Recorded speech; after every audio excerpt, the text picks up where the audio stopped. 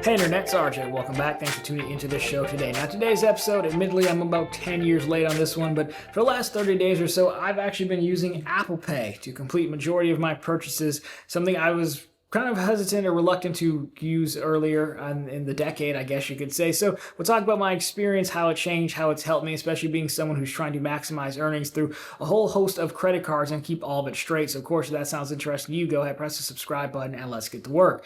Now, yes, Apple Pay launched in September 9th, 2014, whatever iPhone that was on. Apple Pay came out. If you're unfamiliar with Apple Pay, it's the same thing as like Google Wallet if you have a Google phone, but it's using your phone's NFC or near field communication in their wallet app to kind of do the tap to pay with your phone basically, and you can keep infinite, I assume, cards in your Apple Wallet.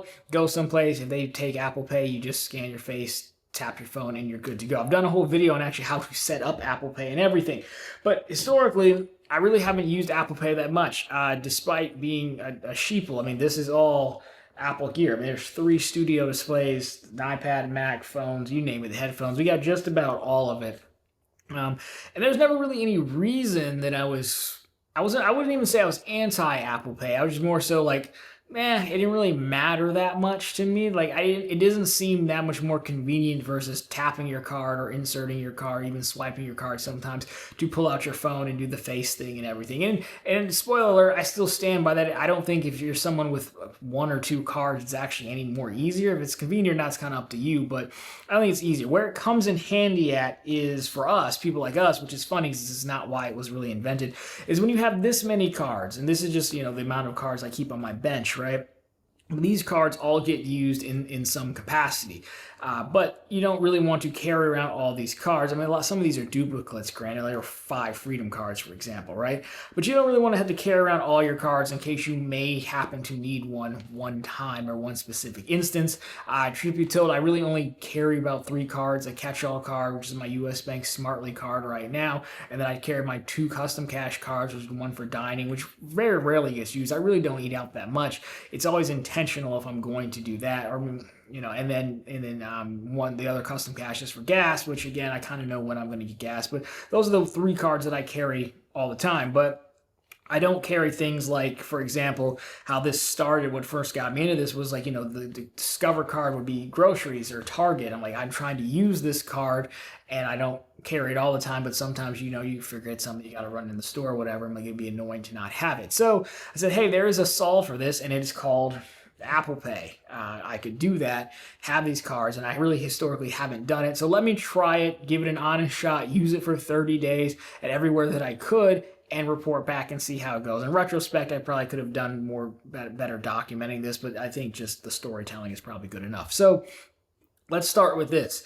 How do I load it up? Not the how to actually do it. We got a whole video for that. Well, I will say now the phone can actually use the NFC on the cards. So the cards that are tap to pay, you can just hold them near each other in the wallet app and the information comes over, which is pretty slick. But the first thing is, I didn't load all my cards into Apple Pay because you still do want to give it some level of organization. So again, if you go through this, like the Amazon Prime Visa, for example, like that card, this card here is one of my favorite cards, but it's never left my house and it never will. I mean, I guess if you did Whole Foods, maybe, but I don't, because it's just Amazon. So I would not put something like that into the Apple Wallet. The Ink Cash, which has the numbers on the front of it, so I'm not going to pull that out. It only is Verizon, cell phone and internet is through Verizon, so I would not add that. So really what I started doing first was adding in the cards that I thought I would need. So for example, I've got my catch-all card in there. I added, at the time, I will add the Discover card in there because sometimes the categories are helpful. Again, back when I started doing this, the category was like grocery stores. I only go to the grocery store like once a week. But if you forget something, right? Or it was Target. I don't go to Target too much, but you'd want it. The AAA card, which again is groceries for me all the time. So I'd add in cards like that I would actually need. If I didn't need it, I would actually remove it just to remove some of the confusion. Like, the Freedom card, for example, in Q4 of 2024, it was PayPal. Well, I don't need PayPal on my Apple Wallet, so let me remove those cards so there's just less confusion. So that was the first thing, minimize how many cards are actually in there. Again, the user interface does give you an easy way to like pick the cards you're about to use before you pay, but you didn't really need them in there, right? So that's how I set it up, just the cards that I would need. I still kept carrying my physical cards, but just those three that we covered earlier, because again, you never really know, as we'll get into, someone may not take Apple Pay. And so overall, it did, I must admit, it did accomplish the purpose just fine. When you go to the grocery store, it's much easier to do the phone. And it kept true to the experiment because I didn't have my grocery card on me, right? Because I would just have to use my phone. Now, another added benefit, even though we're talking credit cards here, is actually adding my debit card. Again, I very rarely carry a debit card, but the Chase debit card and the Chase ATMs do allow you to use Apple Pay or NFC to access the ATM and withdraw cash, which again, I don't do a ton, but just like I'm a proponent of carrying multiple cards on you, physical cards, even in a digital world, I am still a proponent of carrying cash. So to have the debit card in the phone on the rare chances that I need it, and I have used it on occasion to pull out cash without actually having to remember to bring the debit card, has also been a super helpful benefit of Apple Pay as well. Something to keep in mind there going forward for sure. And so overall, that part is much easier when you have it, and it did solve that problem. It made it much easier for someone who has a bunch of different cards to make sure they almost always have the correct card to use in the right situation. That part was very helpful. Using the Apple Pay, once you get used to, I'm not really like, I see some people just walk around and carry their phone in their hand all the time.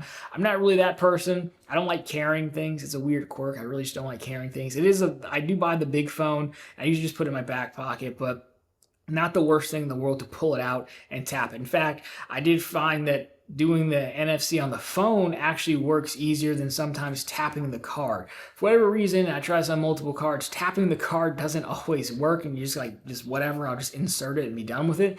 But the phone, it never failed on me again. I mean, I don't go to that many places. You're talking about primarily grocery stores, some restaurants, random stores, Target, Walmarts here and there, things like that. Of course, it's not taken everywhere. And that's really where we get into the problem at. I would sum this video up 6 minutes in, is that when it works fantastically well, but when it doesn't work, man, it really sucks.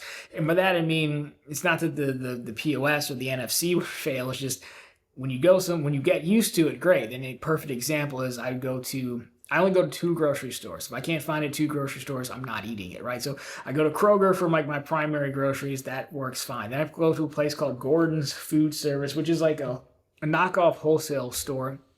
And, they have already grilled chicken breasts there, and I just buy that, because I don't want to cook anything. So, it codes as groceries, but when you get up to the counter, I pull out my phone, they're like, oh, we don't take Apple Pay.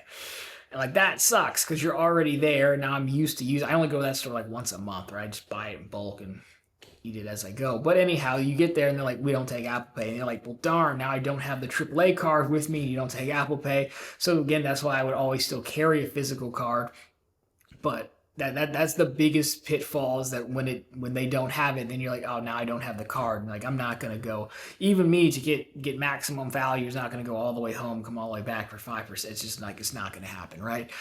So then there are still some stores that you go to, the frequent, where you'll have to remember, no, I need the physical card here if I care that much. And before, when I was doing this, I didn't have the Smartly card. Now I probably care significantly less because I can get 4% back on everything with Smartly, with that U.S. Bank program, having $100,000 with them. And if I'm missing out on 1%, that's much more stomachable, palatable, if you will, than having to go to my 2.6% card, which is the Bank of America card, right? So now a little bit better, but still annoying. The other downside here, and I don't think this ever really needs to get solved for, is when you have 2 cards that are the same, or multiple cards that are same, they will show you the last 4 digits of it on the little card art, but there's no way to name the card, right? So custom caches would be a perfect example, or freedoms would be a perfect example. With the custom cache, as we said, one is dining, one is gas. So it would be nice if I could say give it a nickname or something. Some sites allow you to add nicknames to it. That would be nice. I don't really think that's a big enough problem for people that would ever be solved for. And of course, if you're really good, you could just remember the last 4 of each. I use a label maker sent in by a friend of the channel to label my custom cash cards, but that's another thing. But it kind of solves itself, because the gas pumps that I go to don't really take Apple Pay. You've got to insert your card in those. So now I guess not that big of a deal, but that is another drawback as well. to it. But overall, I guess it's fun to make this video because people have asked in the past, and I've been, again, not anti-Apple Pay. I've just never really seen the point. So to sum this one up, I do think for someone with, again, multiple cards, this definitely helps. They could do more to make it easier to manage. I don't think there's a need on the Apple side or the Google side, simply because this is not their primary use case, of people who have multiple cards, right? But it does make things a lot more simpler, and it does help you in those jams. You're like, man, I wish I had this card. I'm like, oh, well, now I do. Just remember, you don't have to add in all your cards, or you could. The other thing that's kind of annoying is when you switch phones every year, you do have to go back and put in the CVV codes, but that's not that big of a deal, really. I mean, I can do it fairly quickly, so not that big of a deal. In addition to the efficiency and just less things to carry, is that using tap to pay through the phone or Apple Pay, it is a little bit more secure than using your physical card, right? Because your card number then is encrypted. They kind of generate a token so that no one ever gets your information, doesn't come in contact. The physical card doesn't come in contact with the point of sale machine. We don't have to get into all of it here, but if you were ranking the order of it, then using like the Apple Pay or Google Pay with your card is probably the safest route. Then tap to pay on the card. Then finally, actually inserting your card. And of course, your physical card, if you ever lost it, has your number printed right on it. Is where we covered in one of my annoyances that at least you can only see the last four on your Apple card for whatever, on your credit card in the Apple system for whatever reason. But I mean, of course, again, if you lost your phone, you've got Face ID on it and biometrics and everything. So there is definitely a security aspect of it too as well to consider, in addition to just the efficiency and ease of use, if you will, when trying to make your overall decision on how you want to pay when you have the option. So to summarize, I think if you have a lot of cards, 10 years later, if you want to revisit using Apple Pay, I think it's fine. I think it's a good supplement. I would never stop carrying physical cards to begin with. As we've shown, just one example, you can run into a place and they can simply not take those cards. So if it's a big deal to you, maybe you still want to carry the card. If earning maximum value is, then you're always going to want to carry the card, I would say, or you'll just get a feel for the stores you're going to, or just, hey, I don't have to win every single transaction, whatever. Like, that's also an option. Now, if you're someone who only has one or two cards, then I think it's kind of whatever you want to do, because I really don't see a difference efficiency-wise, speed-wise, tapping your phone, pulling out your phone and doing that versus tapping your credit card. Again, we did cover that I haven't had Apple Pay and the NFC fail yet, but I have had tap to pay fail on a credit card. Fail, but not fail would be too strong. Maybe I'm not holding it in the right spot, right? I've had that happen, but again, as we said, you should always, no matter if you have one card or 50 cards, you should still carry a physical card, just like you should still carry physical cash. In fact, I still think you should carry a physical card from two issuers, one from Bank of America and one for Citi, for example, right? In case one of those gets mad at you and locks you out. I wouldn't stop doing that, no matter who you are. So because of that, I don't know that I would just outright say you just don't ever carry a card. But if you've only got a few cards, I think it's whatever you prefer. And, if you have a lot, then I do think this is a tool to help. And so I'm kind of a convert 10 years later on, I guess, on it. I will continue to use it for like my category cards that I don't want to carry with me all the time, or my just-in-case cards, or the AAA for, groceries, as we covered. Discover could come in handy, for example. But it does, and just build a mental list probably as far as I'm going to go of places that do versus don't take it. And weirdly enough, 10 years later, it's still sort of expanding. I think I saw a Reddit post where it was either Home Depot or Lowe's was finally going to start taking Apple Pay. I think, don't quote me on that, but I haven't been there in a while, but I'd seen that, for example. So even big places that you would think would take it sometimes don't, because of the split that they have to share with Apple and the processing fees and whatnot, I would imagine, plus the cost to upgrade the point of sale system. But it is starting to expand, so I just build a mental list. That's probably how I'll do it. I'll leave some cards in there, but again, not everyone's gonna have a 4% Smartly card, but that also does make me feel a little bit better about not always winning every single transaction to maximum amount. So there you go, one more thing you can wrap me into the Apple ecosystem on. Weirdly enough, they still won't give me the Apple credit card though, so there's that. But maybe when it finds a new home, I can snatch an intro offer over there. So anyways, guys, let me know down below if you're a fan of digital wallets, how you incorporate them to your setup to use all those cards. What do you use? I'd love to get your thoughts on that. But of course, if you liked it, drop me a thumbs up down below. If you found it particularly interesting, consider subscribing to the channel. So we're posting content just like this every single week. And of course, right back every Sunday with all the news you can use in the week that was and credit and finance. And of course, every single day over on ProfitableContent.com, which is the channel's blog. It's always linked down below for you and on the channel homepage. We now have the latest news stories. We have plenty more bank promotions and we have credit cards. So if you need some new cards to add to your Apple Wallet, well, we've got you covered over there. But as always, thank you so much for watching. I'll talk to you very soon in the next one.